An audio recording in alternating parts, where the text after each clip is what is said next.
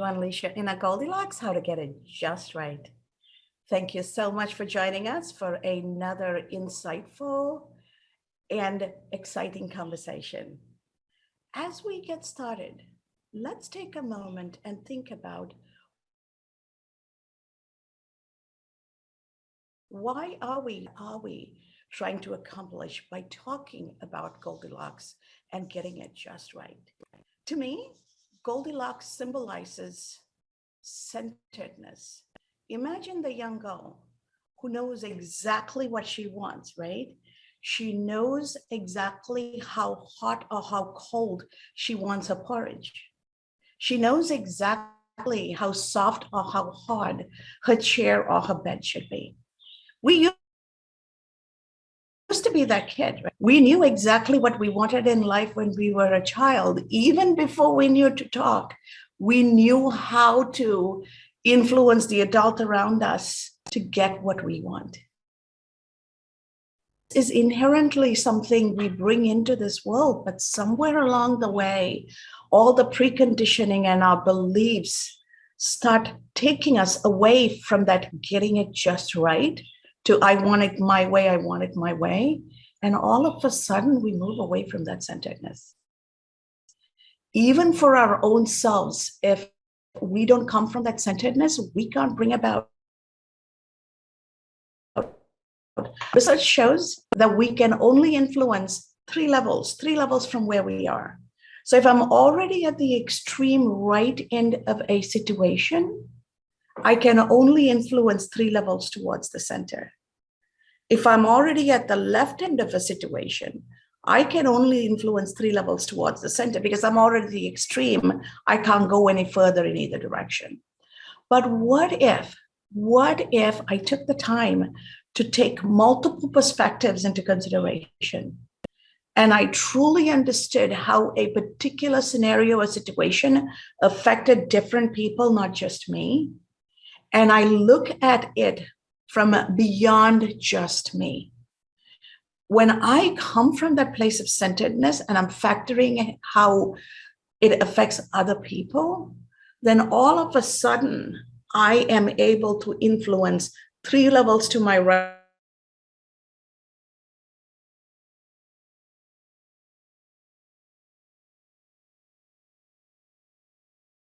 influence, and I have actually magnified it to 7 degrees of influence. Imagine the power that gives us. Imagine the power it gives each of us to live our purpose and build that into our economic prosperity.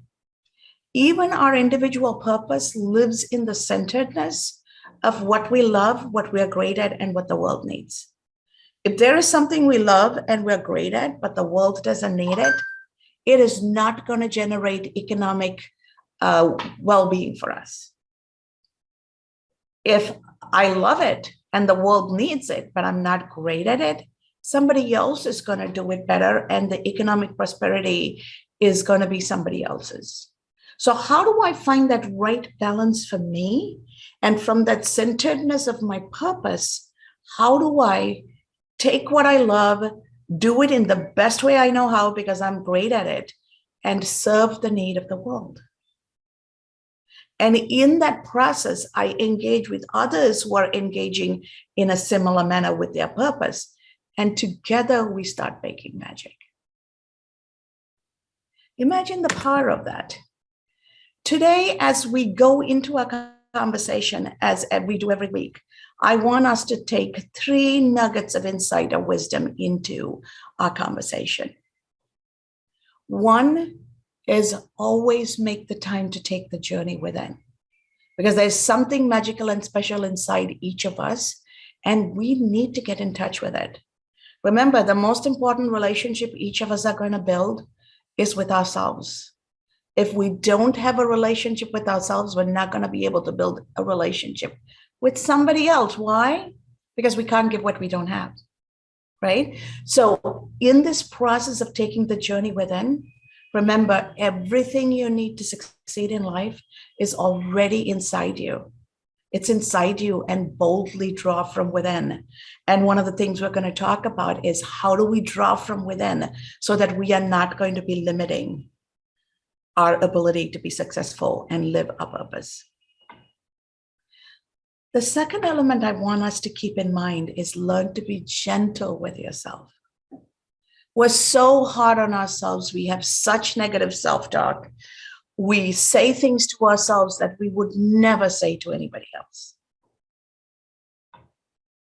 And what we say to ourselves become our belief about ourselves, and that itself is limiting ourselves. So kindness is a precious gift. Dispense it generously, first to heal yourself and then others. Because if you can't be kind to yourself, and if you can't stop being self-critical and be gentle with yourself, it's going to be hard to pass it on to the others. The third element we're going to take into the conversation is make joy a part of your everyday life. Having fun and finding joy in living is not an option. It has to be necessary. If we are not embracing life with joy, if we are not looking forward to every moment with the wonderment and the outlook of fun like we did when we were kids, imagine all the things we're going to miss out. How are we going to embrace that joy, and how are we going to go into life every day, no matter how challenging it is? That's going to be the trick. And to take us into this insightful conversation about breaking self-limiting behavior is my friend and an excellent international coach, Nina Irman. Nina, welcome to the episode. Thank you so much, Cass. Thank you, everybody, for joining. It's my pleasure to be here. Thank you, Nina. And Nina joins us today from Paris. So it's just past 4 o'clock for her. We appreciate you clearing out your Saturday evening away from your family to actually engage in this conversation with us. Nina is an intuitive life coach and keynote speaker committed to guiding executives, their spouses, and their families into their highest potential. A Russian-German former professional tennis player and life coach, Nina has over 10 years of experience delivering transformation around the world. As a forum facilitator, Nina supports forum members, leading them to an understanding of how their stories, beliefs, and environments they operate in can trigger self-limiting behavior. She shares with members how to fully process their emotions so they can take conscious and deliberate actions towards their goals. Imagine Nina coming from this diverse, rich language, cultural background, Russia, Germany, France, and English. And imagine the wealth of knowledge and perspective she is going to be bringing to us. So Nina, as we get started, share with us two things. How do you go from one language to another in a culture that is malleable in a multilingualistic way? And how did you get to doing this from playing tennis? Yeah, thank you so much for the question. So, I was born in Siberia. I was born in Russia. My mom was Russian and my dad was Russian, but had a German mother who decided to never speak German with him. So when we moved to Germany, it was a family reunification after the Soviet Union broke off. So I kind of lived always with this idea of moving to have a better life in Germany. And I was kind of practicing German. Like I started reading German before I spoke it, because I was kind of trained to, to have this new life in Germany. And then when we moved to Germany, we moved to the German-French border, which, we didn't choose as a family. It just happened to be that this is where we were moved. And there another culture emerged for me, right? So I had the Russian background, I had the kind of the German, and then we were on the German-French border, which opened myself up to France. So multilingualism was part of me, part of growing up. Mm-hmm. And then I chose to go to the US to play tennis, which was another language. So it's almost like obviously those were all choices and decisions I made, but they were so natural and organic, Cass, that it's just part of my DNA today. Beautiful. So how did you get from playing tennis to coaching? Because your language skills helps you, but what made you come to this point in life? Such a good question. So, often when I say today, because people know that I play tennis, and I say, well, now I'm a coach, and they're like, oh, so you're doing coaching for tennis players. And I'm like, well, not really, but they're not too far off. Because I was a professional athlete and I traveled around the world.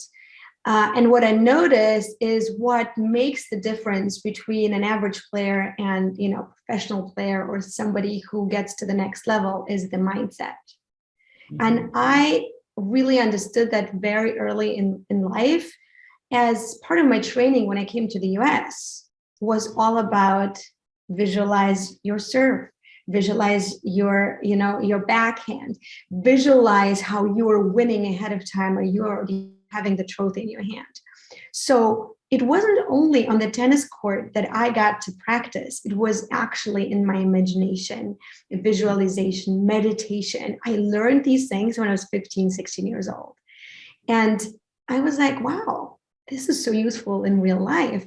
Now I'm going to use all of that wisdom, what you're saying, unleashing the power from within and helping people to get there as well. Fascinating how you are able to make that connection. And because you were able to make that connection for you, now you are taking that gift and passing it on to others. Because I can see it. I can see it in those high performing people like myself.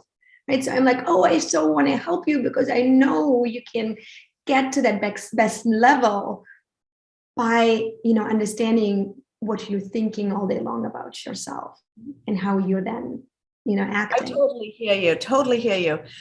And you are focusing on helping spouses of executives, women who are spouses of executives. Yes. It's not a fun place to be the spouse of executive, because you're always making the executive's life shine, and you're always the woman behind the scenes, almost like the way that song says, right? You're the wind beneath his wings. But when do you get to live your life, and when do you get to take your flight? And so now you come in and you tell them, you know what, you are an executive spouse, but you are also your own person. Tell me how that works out, and what do you unleash in these women? Yeah, such a beautiful question. So yes, I work with them on their confidence and their self-belief, right? Because often these women are high performing, high level themselves, but they've kind of paused their life to support, most of them it's husband, but also wife, right? It could be both genders. And they kind of paused their life or put it on hold to support the person because, it's such a demanding job to be in a CEO position, an executive. And the reason why I'm speaking to this particular group of people is because I'm an executive spouse myself, and my husband has been a multiple entrepreneur. But as a professional tennis player, somebody who's very high achieving, driven, ambitious, I found myself with these questions of, so who am I in this equation, and what do I want? I mean, this is the $1 million question. I actually help these women to understand what their desires, what their deepest desires. Do they even know what it is? Do they allow themselves to dream? Mm-hmm. And that's powerful, right? We are each born capable of dreaming. We all grew up dreaming. But at some point, and this applies to real life too, when people get into a corporate job and they get into the routine of doing, they put their dreams on hold, they put their aspirations on hold, and all of a sudden they don't know who they are. Yes. It's really about identity. Yeah. Yes. Mm-hmm. So what guidance would you have for folks who've gotten into the everyday rat race, whether they are supporting a spouse or they're supporting an organization, or they're a single parent and making a household run and taking care of the kids. How do they recapture their magic? How do they get back to a relationship with themselves? Yeah. Okay. So here's the process. You got to pause and got to allow yourself to pause, which is the hardest thing to do, because you are in the race and you think that by doing more, you're kind of, succeeding. And my whole philosophy of life has been, it's by being more, by understanding. And so it's almost like before you can hit play, you need to pause first and reevaluate and reflect. Mm-hmm. And this is, I run a mastermind called Time for You, and it's really on 2 levels. It's the time for you to kind of a time out to really understand, where am I racing to? Like, what's the result I want? What is the race anyway? Like asking yourself, what's my purpose? But then I also want to enhance that it's time for you now. It's kind of like, okay, but really understanding, where am I going? So the first step is really to pause and to reflect and get clarity. Why am I doing this? Like, what's my purpose in this life? And often people have a realization of, well, I'm living somebody else's life. I'm living my parents' life, or what the society wants from me, or, what I thought I was meant to be. But when I help people reconnect with their essence. You called it centeredness. It's like that place where you actually know you already have all the answers, but it's like you put so many layers of limitations. It's not, for me, it's not about growing and becoming like a better person. It's about unleashing what is already the brilliance within you. So it's, so it's pause, reflect, and unravel all of the limiting beliefs. And as you're talking, the image I'm having in my mind is, over the years, we've grown scar tissues over what it is really we are, right? Mm. And so it's a matter of removing with surgical precision each of them to then get to the true essence of who we are. And you're right, this is one of the things that makes you and me so totally connected. We both believe in connect with your being, get to know who you are at the level of your very essence, your soul. And when you do that, then everything you do becomes authentic, because it's coming from a place of that connectedness. And that is not something many people understand how to do. Especially, say, let's take the Western society, where everything is about your title and what you do. Nobody really takes the time to get to know who you are. Everybody wants to know what you can do for them, right? So when we are living in a society of what can you do for me and what can I do for you, it's the basis of a relationship, instead of who are you and who am I, and how can we come together and how can we amplify our magic together. That is not something people do often. One of the things I love about our relationship is that we do that. Yeah. How can we package that and help people take it into their everyday life and build truly meaningful relationships? I think one of the keys is to be vulnerable yourself. I found that very kind of magical. So I work with executive spouses. I also work with CEOs. And when I coach a group of CEOs, for instance, and it's a forum discussion, and they're all like this in the beginning. They're all protective, right? They're like, okay, what is this young girl going to bring me, right? Like they're asking this, what can I get from this? And what I found is, and when you open up and share your story vulnerably, all of the sudden, all of these layers, all of these kind of protective mechanisms dissolve, and you have a person. You don't have the CEO, you don't have the executive spouse, you have a human being in front of you. And that's when the magic happens. So I love to, I'm pretty kind of direct in my communication. So, I have a person next to me on the dinner party and I'm like, okay, tell me about your biggest fear. Go for it. And I'll tell them about mine and then we connect. So it's really heart to heart, not mind to mind. And that is so important because it's that heart connection is what engages our emotional intelligence. It's what connects us in a much deeper level. And to me, that is also where transformation happens. If we stick to what we do in our titles, then we're only living in a transactional world. And transactional world is hollow, which is why most people are depressed, which is why most people don't have relationships. My husband and I sometimes laugh about this. And what I mean by that is, in the United States, there is a business where you can actually schedule somebody to come and cuddle you for half an hour because you don't have anybody in your life to actually embrace you. My husband would always say when he retires, he's going to start a cuddling business, right? How hard is that, right?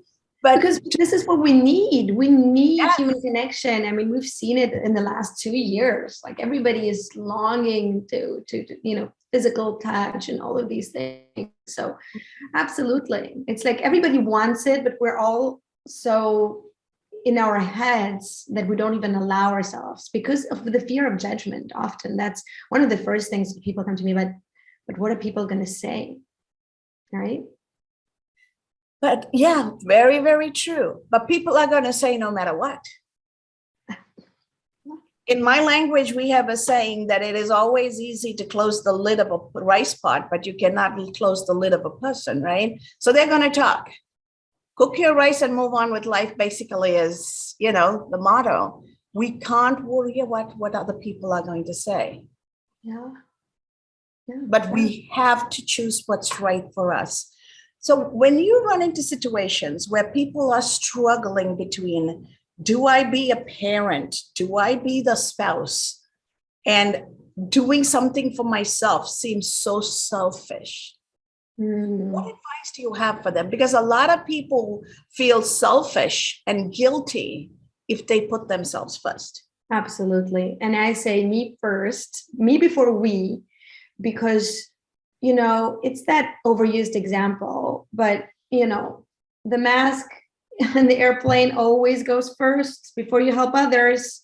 So it's like, but it's not even about self-care. Like people misinterpret sometimes when I say, me first, like, okay, I have to nourish myself first to give to others. I understand that intellectually, but what? I'm like, no, it's more about, it's not the self-care. It's not about giving yourself a bath or putting cream on your body. This is not it. It's about taking care and talking to yourself as if you were your best friend.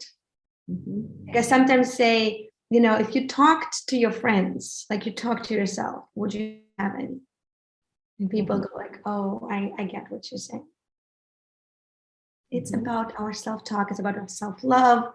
It's, we need to become the people that we most admire, almost like ahead of time. So it feels selfish because this is our conditioning. I can't take time for me because I'm taking it away from the family. Like I'm taking this time for me now with you. And I have 7 kids outside waiting for mommy to play. But they know that mommy is bringing value into the world. She's going to feel better. And when I'm going to come out, I'm going to spend quality time with them. So it's like, it's that balance that everybody has to find for themselves. But the moment I understood that the more I can nourish myself, the more I can love myself and pursue the things that I truly love, the more fulfilled I'll be. And the more I can give back. And you're going to show up in a happy and calm way that everything you do is going to be peaceful and centered. And everybody else around you is going to be happy. Yes. So it's like a ripple effect. Absolutely. So what do you do, or what do you advise people to do when they get stressed out or they are torn between, what do I do for me? Because a lot of times employers want the last ounce of blood out of you. Right. Okay, so here's You come home and you have all these chores waiting for you. yeah. So you got to clear up your mind. What I often say is that the circumstances of our lives are completely neutral until we have our thoughts, until we have a story around them. So it's all about belief systems, right? Like this idea of I have so much to do is a thought.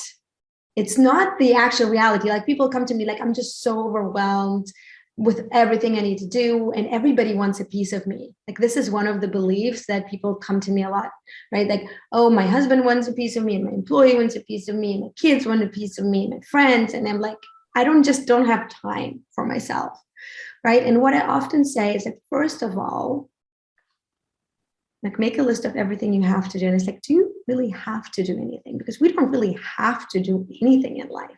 Like I bring it back to the essence. Like you don't have to take care of your kids. Many people don't. You don't have to take care of your husband. You don't have to work. Like you don't have to, but maybe you want to.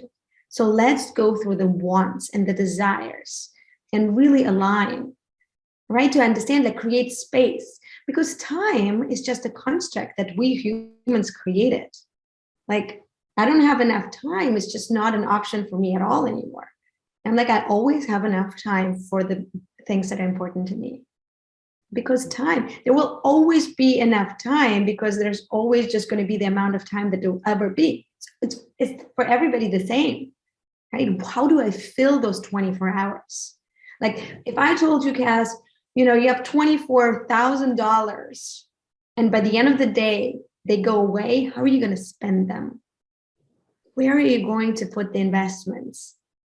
Right? And often I say, well, it has to be balanced, like whatever it means for you, like priorities differ for each person. But it's just so important to remember that you're in control. You own your story. All of your thoughts create your feelings. It's not the circumstances that are outside of you. Whatever happens on the outside, it just is. What you make it mean is everything, because that's going to be your experience of life. Beautifully said. And ultimately, we are building our reality based on our thoughts. And so what you're saying is be mindful of the thoughts you're creating, because that's triggered by your belief system, and rewire your belief system so that you can live your own potential, your own purposeful life. Yes, absolutely. It's like those thoughts, we have about 60,000, 70,000 thoughts a day. Most of them are negative and repetitive, right? They're going to come in and they're just going to pollute it, right? It's the first thing I said, you got to clear out your mind. And the way you do it, I love to journal. So I put them all on paper, and I'm like a thought detox or a thought downloads. Maybe people call it the brain dump, whatever works for you, but you got to take all of them out and see what thoughts do actually serve me for the results that I want in my life. And what thoughts, because they're only sentences in your brain, they're not the reality. Like the thought of, I don't have enough time. It's true to you because you choose to believe it. And that little like awareness and consciousness switch is everything, because all of a sudden you're in control. Nothing outside of you causes you to feel anything without your permission. Absolutely. Yeah. And that is a very powerful place to be. At that place, you don't let other people insult you. You don't allow circumstances to make you feel any way, because it's your life and it's you determining what you're going to do, and not superimposed by anything else. So now, what do you find as the top 3 limiting factors that keeps people back? Okay, so you mean like when you ask limiting factors, limiting thoughts, then belief systems, right? Like those layers. There's many different. Okay, top 3. So, okay, if I had to like take, say, one most limiting, is that kind of universal misinterpretation or misunderstanding of not being good enough. it can be declined in many different ways, but it comes back to, I'm not worthy. I'm not worthy of abundance. Like if financial abundance, or I'm not worthy to have a relationship. I'm not worthy to, create my dreams, go after my dreams. So it's like that. I sometimes call it the sickness of not good enough-itis, right? Like that deep-seated belief. And I find it like at every level that I, work with clients, and it's like when you drill down, it comes to kind of that, I'm not good enough. Not like I'm not beautiful enough. I'm not smart enough. I'm not accomplished enough. And that comes back to our kind of initial conversation around essence or centeredness. It's that you have it inside of you, but you don't see it. You're not aware of your own brilliance. And that's why you put all of these limitations. Like I remember, often it's built in childhood. My mom once told me, and she didn't remember that, but it stuck with me. She said to me, "You're just never going to be good in math." That little sentence has followed me for years. I even went to finance and strategy, master courses to prove her wrong, but I was still not owning that. I was like, but I'm never going to be good enough. I'm never going to be good enough with numbers. The moment I understood that that was just a sentence in my brain, I was like, hallelujah, I'm just not going to believe that thought anymore. Let's move on. So I think that thought is three. You asked for the top three. I'm going to give you the top that covers the three. Fair enough. And that is true, right? Research shows that about 70 to 75% of the children finish the sentence, I am, with only a negative thought. I am too ugly. I am too stupid. I am fat. I am too dark. Everything is negative. But this they're getting from somebody or everybody in their lives telling them that. No. Adults don't realize when they say these statements, they are truly preconditioning the child into believing something about them that they shouldn't even have a thought about. Okay. And then if us bring that into the real world, and as adults, we are carrying that. Yeah. And we take that, and when everybody with that negative underpinning, because we've allowed it to fester, then we show up. And sometimes that's why we're not kind to each other. You look at the world around us. We can't even have a civil conversation with one another because each of us believe that what we believe is the right thing and everybody else is not right. Yeah. Yeah. As a mom to many kids, I'm a stepmom of 4 and a mom of 3. And one of the things I'm very conscious about is that children, they learn, one of my teachers said, children learn by 3 things, example, example, example. So it's not even what you say to them, it's who you are being around them.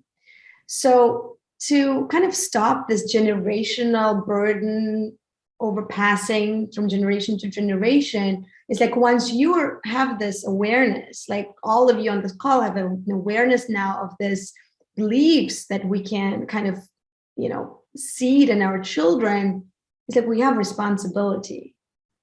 Now, all of a sudden, you're responsible for your own reality and the ripple effects of your energetic output, your legacy. Mm-hmm. So that's just so important to know. Of course, we're going to feel negative emotion, and that's totally fine. I'm never going to be somebody who positivizes everything. And people to me oh, you have to be positive all the time. And I'm no, that's not the purpose. The purpose is to feel all of the emotions, really all of the emotions, the negative ones as well. Yes, shame and humiliation and all of them are just part of the human experience. But then again, what do you make that mean about you?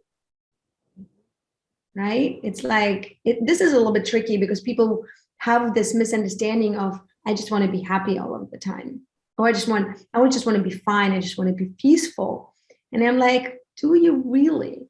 Like what? You wouldn't even know what happy is if you didn't have the opposite. Yes. So I'm saying it's about 50-50. Yes. If you never had winter, you wouldn't appreciate summer, right? Right. So true. So with that insightful wisdom, I am going to open this up to a conversation so that folks here on the live program can share their thoughts and ask any questions of you, Nina. Love it. Let's open this up. Robin, go ahead. Okay, I'll jump in. Oh my gosh, I have two screens going here, so I had to make sure which screen I'm looking at. Oh, thank you so much. I am just also, like you, passionate about this topic of our self-talk and just powerful women telling themselves they're idiots and, you know, not good enough. I mean, everything you've said, just hallelujah, praise the Lord that you've said it. And all my little notes down here. I really loved what you said about self-care isn't just like getting massage or getting your nails done, which is totally wonderful. It's more about, or at least equal to, probably more about how do you talk to yourself. And so I love that. And so now I'm trying to see what question I'd written down to ask you. Do you think, okay, well, you said earlier about relationships, you and Cass were talking about relationships. And does it seem to you that in a sense, we're kind of shooting ourselves in the foot where we say, you know, I don't want to be in a committed relationship because that might limit me. You know, I don't want to go to church every week because it's a hassle getting up every Sunday morning. You know, these things that that tie us down in reality are the things that set us free. And so I'm wondering if along those lines, you have any thoughts along those lines and how that would then tie into this self-talk. I guess I'm kind of, you know, doing a mishmash of all the things that were discussed so far. Okay, Robin, let me ask you, what is the result you want to create when we're talking about relationships? That has to be the first question. Before I can answer, it's like, what is it that you want? And once we're clear on that, we can go further. Tell me. Well, I guess I was thinking back to the comment Cass made where, you know, there's people who will hire someone to come and cuddle them. Mm-hmm. Well, if you go to church every week, you're going to get a few hugs, maybe not right now in COVID, but if you're going to church every week or you're actively involved in a service organization, mm-hmm. you're going to get some hugs. And, but yet people will say, I don't want to be tied down, but yet it seems like what you become tied to actually gives you what you want. So maybe could that also be an element of negative self-talk is I don't want to be tied down, but then you don't get tied to the things that could nourish you. Yeah, I guess it's like different thoughts produce different feelings. So this is how I would say it. Like the thought I will be tied down can produce a feeling of, you know, restriction, or can produce a feeling of freedom, right? You got to check in with yourself because it's like all of the thoughts that we have, they will create a vibration, a frequency in our body. And you just got to kind of check in with yourself. What is it when I'm feeling a certain way? What is it I'm thinking? And if I want to feel a certain way, what do I need to believe about myself? What do I need to think? Like reprogram my brain in order to create that feeling inside of me. And then all of these feelings will drive you to actions. Like the action would be like, I'm going to go to church to get those hugs or to be connected. And that could be super positive. But for somebody who makes it mean that they're going to be like, you know, super tied down and can't do anything, this will create a different feeling. Does that make sense to you? Yeah, that's a good point. Thank you. So welcome. And thanks for the work that you're doing. You're bringing a great work into the world. Thank you. Thank you so much. And by the way, I just turned 65, so you got to check out my shirt, okay? I love it.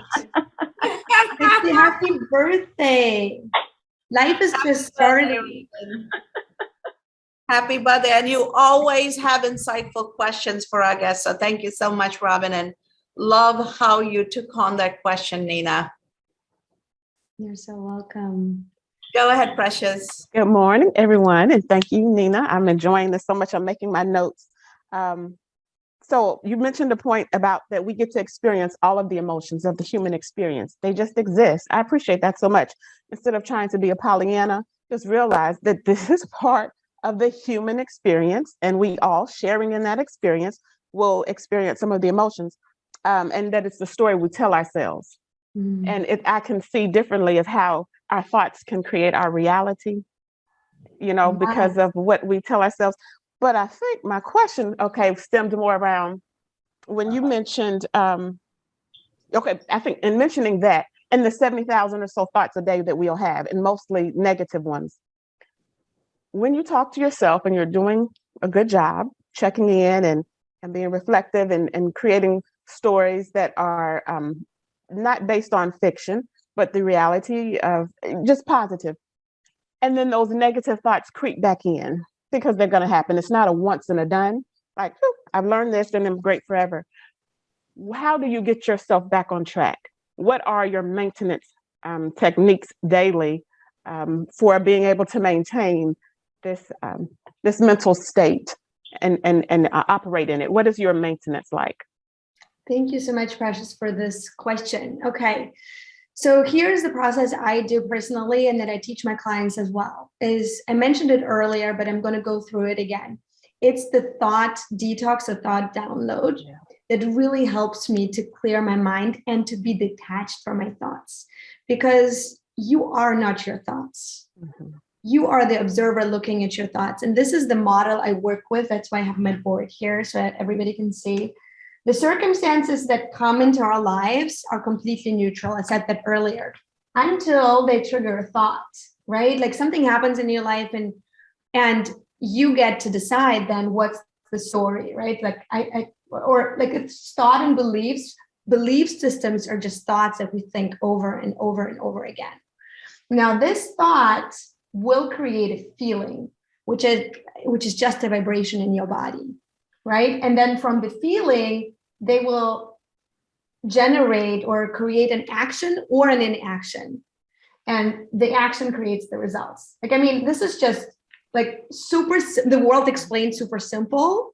I've learned it from my coach and I find it's just like straight on, right? Things happen. Now, you are not in this. You are the essence that is, let's see if you can see this. You're the essence that is looking at all of this, right? So when you say, I have all these negative thoughts, and you become aware and conscious, what's going to happen is that you will see your thinking, and then you get to choose as your essence, what am I going to make that mean, right? So in our example earlier of having, all of the negative emotions, let's say, you have the 50% positive and then 50% negative, to really have the contrast, right? Like people will say to me, I just want to be happy. And I'm like, I just really want to be happy all of the time. You wouldn't know what happiness is, right? We said that. Mm-hmm. But the thing is that because we're conditioned to believe that we need to be happy, what we often do is to indulge in pleasure. And so pleasure feels a little bit like happy. So we're going to go and overeat, or overdrink, or over Netflix, or over social media, or over work, to not experience negative emotion. Mm-hmm. You follow? And then we have negative emotion about our negative emotion. Why did I eat all this food? Why did I drink all this wine? Why did I didn't do any. So it's like almost the negative emotions that you're going to have are actually the ones that you need to feel, fully feel. So whenever you have a negative thought, it's not you. So you're like, okay, I'm having this negative thought. Maybe I can just open myself up to it. And then, only then, can I let it go. Because what happens is that we resist negative emotion. We're like, why am I so unhappy? I should be happy. Let me go drink some wine. It feels a little bit like happiness. Do you follow? I mean, this is just like such a concept for me, like that changed everything. I was like, oh, I call it buffering into pleasure, and buffering into, I don't want to feel whatever, whatever, like let's say shame or frustration. So I'm going to go and do something. But then I have, it's like a little bit of a vicious circle that I can create to get out of it and go back on track, how you say it. It's like, okay, 50-50. I can do everything. And there is a lot of very useful emotions produced by negative thoughts that actually move me forward. Like just one, and one thought maybe is, or my one feeling that doesn't feel good, like courage doesn't feel really good. It's like kind of like confidence with a little bit of fear mixed in, creates you a lot of results. Happy. If you want to create $1 million business, I'm not sure the emotion of happy or content or fulfilled even going to drive you. You're right. A very long answer to a beautiful question. I'm glad I asked it. Thank you for that. You're so welcome. That was beautifully explained, and the visuals truly allow us and allows the audience to capture that. So thank you so much. Thank you, Nina. And Precious, what a precious question it was. Yes, Robin. I think she just had a thumbs up. Oh, okay. That was just a thumbs up. That's just another hallelujah. Praise the Lord. Thank you. Wonderful. Thank you. Thank you. Dr. Bowie or Elisa, any thoughts, any questions? Go ahead, Dr. Bowie.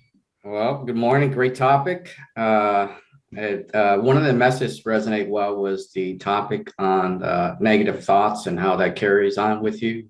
I have an 11-year-old, and I saw a note recently. She was kidding around, writing to her friend how she was not good in math. She was making like a business card for herself, and on one of the things she mentioned that she has no work experience. She's like, and then she talks about how she's not very good in math. So yesterday I had a conversation with her, and I saw that, and I said, it's not really about good in math. I can relate to you because when I was your age, I wasn't very good at math either. But math is really just about practice, and it's nothing to do with high level intelligence. So I said, we'll work on it together. And, you and I, every night, we'll practice together, and you'll see the big difference. It's really nothing to do. It's just about putting the time in and practicing. I think she felt better about it, and I said, it really, I can assure you, as many years of school I have been in, I can tell you that a lot of the work you do is really nothing to do with your, like just natural intelligence level. It's really putting the work in. So, so that message really resonated well. One of the questions I wanted to ask you was about executive coaching. What attribute would you say what makes a executive coach to be special? Like, what makes you good at what you do? What attributes as an executive coach that makes you stand out from others? For me, as an yes, for you. Like, what attribute? I think, so I can only speak for myself. I think it's the ability to, I work in groups a lot. So for me, it's the ability to read the room and to kind of understand the energy of everybody, where everybody's at. Like I call it frequency, and then kind of drop into the frequency to create a very safe space. And I think it's also great for individual coaching, right? It's like that level of vulnerability I said. It's like that is the one that creates connection. Yes. So if you allow yourself to feel emotion, like none of us really learned how to feel. Like I have a class on how to feel. People are like, what do you mean? I'm like, all those executives, they say, well, when I talk about feelings, it's kind of this touchy feeling thing, like let's get to results and let's go to action, let's do the things. And I'm like, wait a minute. All of your feelings drive all of your actions. So wouldn't it be important to know what you feel. So their feelings are actually, it's two things. Consider this, everything we do in life, like everything we do in life, is because of how we think it will make us feel in the having of it, and the achieving of it. And everything we don't do in life is also because of how we think it will make us feel. So I would say the attribute would be feeling together, like connecting with people, creating that safe environment for emotion to emerge in a safe place. Yeah. Perfect. Thank you. So good. That's a good question. Very well said. Elisa, do you have any thoughts you want to add or any questions? Hi, sorry, I just got off the treadmill. Thank you. That was a good talk. No, this is definitely something that I'm working on myself and avoiding the self-sabotage. And my question was going to be, is very similar to what Precious had talked about. It's sometimes I cognitively know, that how powerful thoughts can be and that they aren't always the reality, but sometimes I'll start the day very in a positive way, and then things just don't seem to be going, I guess, how I perceive them to go. And then I start this negative cycle in my head, and I have a hard time, stopping it and going back to positive, even though and you don't have to. That's the magic. You don't have to stop. You have to open yourself up to the negativity and understand that it's actually just part of the human experience. The moment you own your negative thinking, you can transform it. The moment you resist or avoid it or go into buffering, that's when it has power over you. So Elisa, it's almost like you can interrupt. You can, like, the moment you become conscious of it, I always say, like, what's the feeling created is because of my thoughts. Nobody outside of me is creating the reality. And sometimes we feel like it's so true. Like we have so much evidence. Like, look, this didn't go wrong. This didn't go right. And this went wrong. And this, like, look at my hard day, right? Like I've started it so well, but look at all these things that happened to me. Right? So whenever you have this kind of way of thinking, you can pause yourself and say, okay, what am I making all this mean?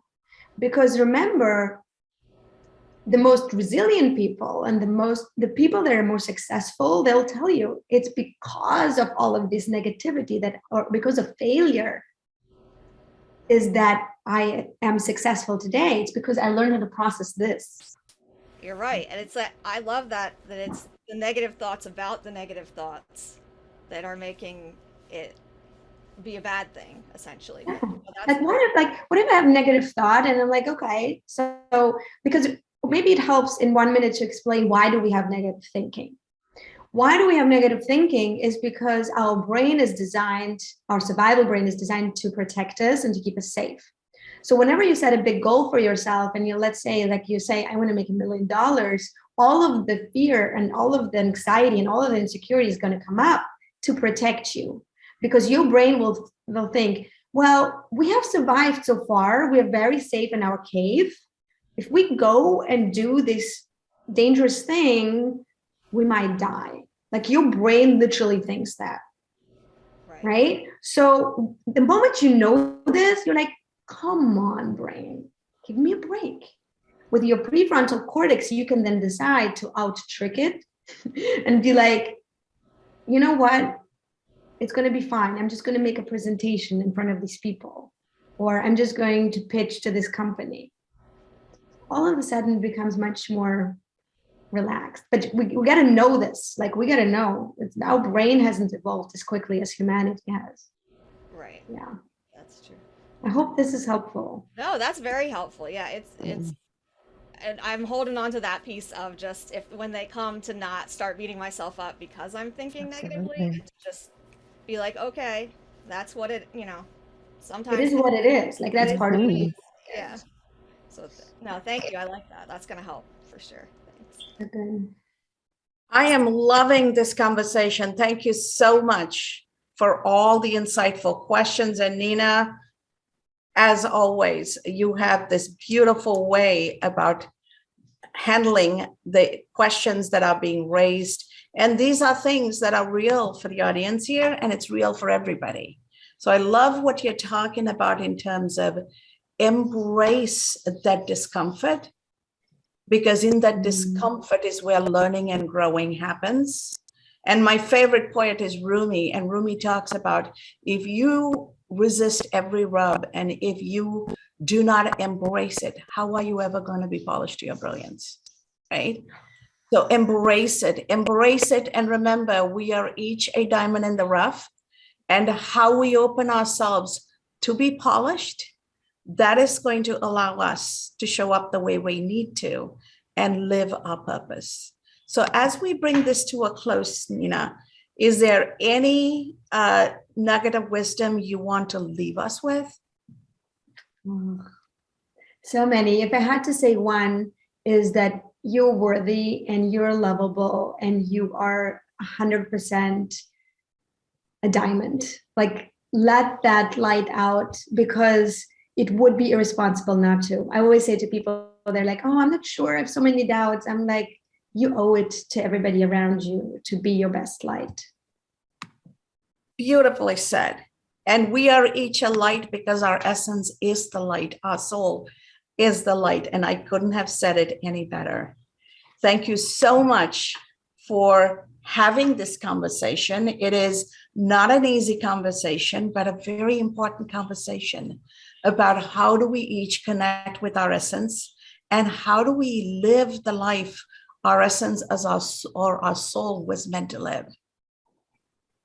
And feel free to continue to have this conversation outside of here. This is a community we're building. If you have any thoughts or questions, feel free to send it to us at cass@casshenry.com. Please subscribe to our YouTube channel where you can find all the recordings. And there is a wealth of knowledge and insights from all our special guests from the past and all the insightful questions asked by our live audience. And remember, we each have the opportunity to unleash our inner Goldilocks so that we can all get it just right. And as we always say, every human interaction, whether it's interaction with ourselves or interactions with others, is an opportunity for our transformation. So I'll go out there and start engaging and interacting to transform lives. And in that process, don't forget to transform yourself.